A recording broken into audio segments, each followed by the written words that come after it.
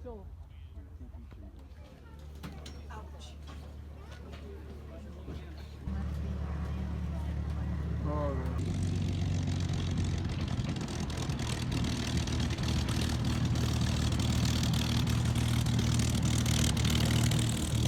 yeah, it's gonna be a while.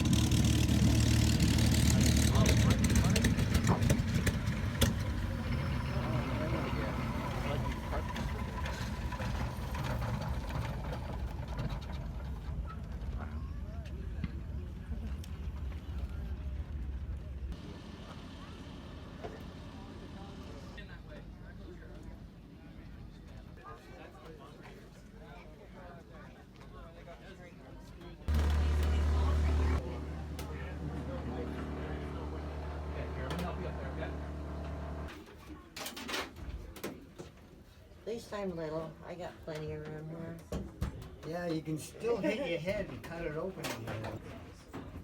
I should have left the top in the Oh. This is where the radio man sat.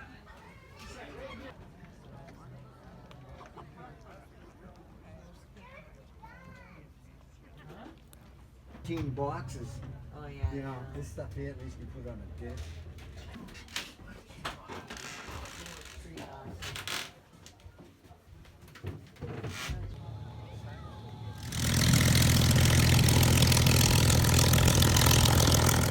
Drinks and stuff, but you can't have them unless you pay for them.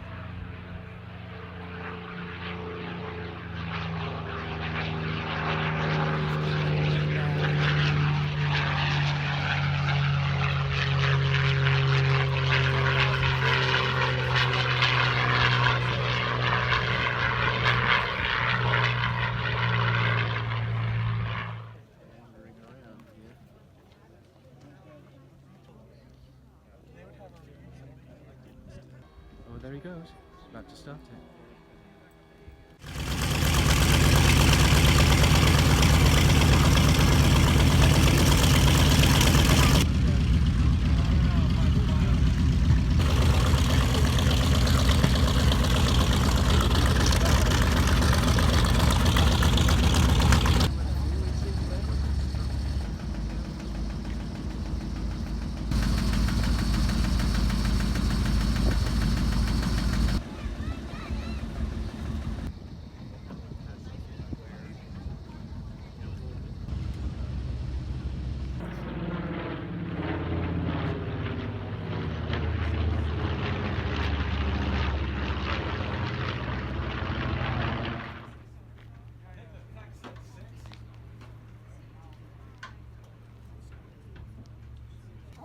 Yeah.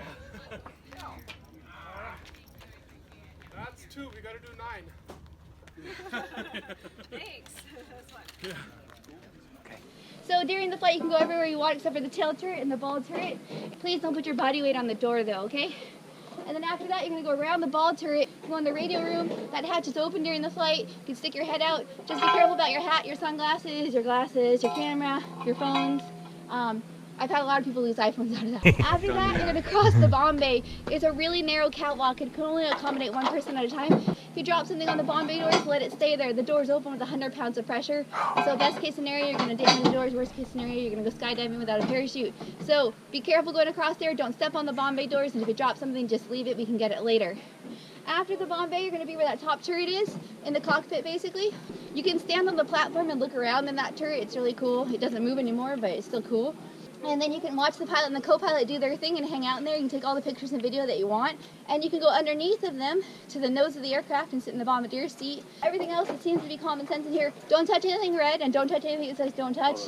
And the one other thing that's really important that you don't touch is along the whole entire body of the aircraft, you're going to see all these cables running down the length of the plane. Those are the flight controls. And if you grab those, you're going to be flying the aircraft. And it's not safe and the pilots don't like it. So you can do all sorts of cool stuff in there. It's going to be really fun. The flight's going to be roughly a half hour, I think. Maybe plus or minus 10 minutes, depending on winds, I guess. But this is a small group, so it'll be really pretty awesome. It'll be pretty chill. Sounds like fun. Sounds fantastic. There's the starter motor. think they crank it for a bit and then turn the ignition on after the crank. There we go. Start right up. First kick. Yeah.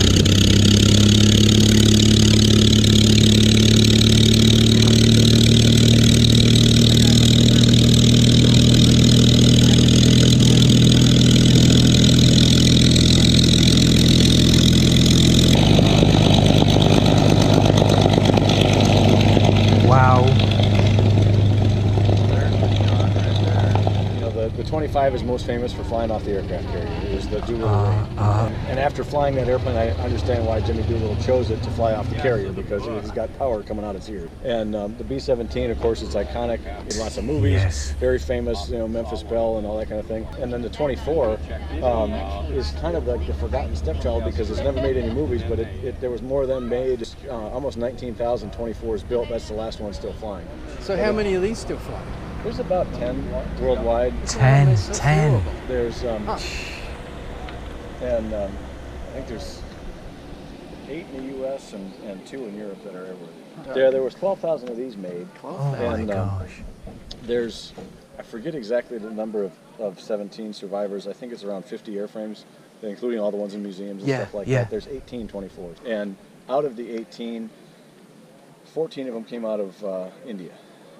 And that's where that airplane came from, and it's the only combat veteran of the bunch. It was built in February of '44 in Fort Worth, Texas, and then sent to England. They transferred it to the Royal Air Force, and then the Royal Air Force sent it to Yemen, down in the Middle East, and it flew anti-submarine patrol against the U-boats. Yeah. And then when Germany surrendered, they sent it to India, and it flew over the hump and flew combat against the Japanese until the end of the war. And at the end of the war, the English landed the thing in India, and it was like, we're up. And Yeah, that's it. Left the plane there. Leave the key in the ignition. Exactly. That's And it. so when India got their independence in '47, the English tried to sell them old Lancasters, and they're like, Yes. why would we buy those? We got these right here. So they took them and they refurbished them, and they flew that airplane until 1969. So what's the history of this plane? This airplane has a kind of unique history. It was built in April of '45, towards the end of the war. It was too late for combat, but they made it an air sea rescue vehicle. They put a 53-foot lifeboat on the bottom of it, and they flew long-range maritime rescue. So like the concept is kind of crazy. I mean, they had a 53-foot boat, Yes. so they've been shipwrecked, and they fly over and drop the Yeah. boat on them. Could possibly go wrong. So they did that for a while, and then in the 50s, they took it out in the Nevada desert, and they put an atomic bomb, and then they had stuff out at varying distances, and this was out varying distances away from the thing, and so they nuked it, and they went out 15 years later, discovered that it was non-radioactive, and it was sold with 800 tons of scrap metal. And someone said, hey, wait a minute, that scrap metal's a B-17. And so they acquired it. It was a mess. They called it Yucca Lady, and started the restoration project. And when Collins acquired the airplane, they restored it as 909, which was the highest scoring B-17 in World War II. It flew 140 combat missions and never injured a crewman. Oh, Of course, they came home and goodness. immediately scrapped it. So they painted this airplane to represent 909. Wow, that's nice. There it goes. Wow.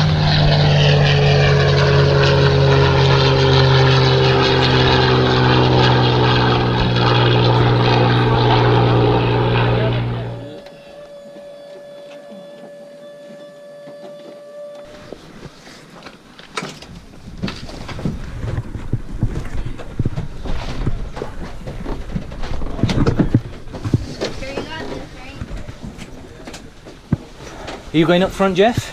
I'm not sure. All right. How many of us sit back here? Oh, I'm gonna. I'm fine with sitting here. Yeah, I'll just sit here then. Is there 3 of them up there? Yeah, there's 3. Okay, so we're back here then. We're here. Yeah. All right. Let's sit down here. I think these are World War II.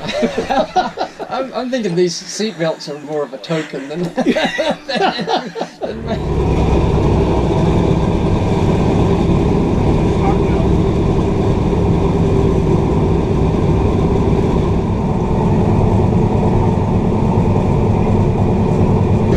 Holy smokes, Geoff! This is quite an It is, yeah. opportunity, isn't it? It is, yeah.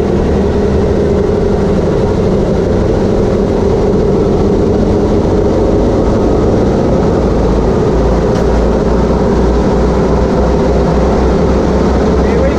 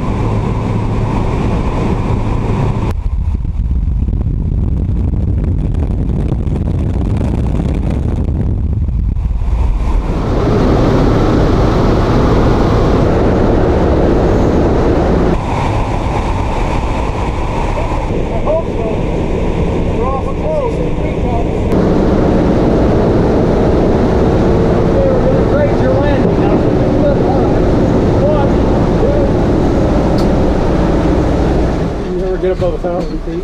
I We don't weren't know. very high. We were pretty low. It seemed like. Yeah.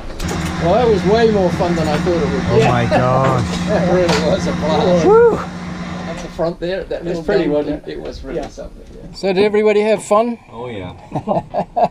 What's not to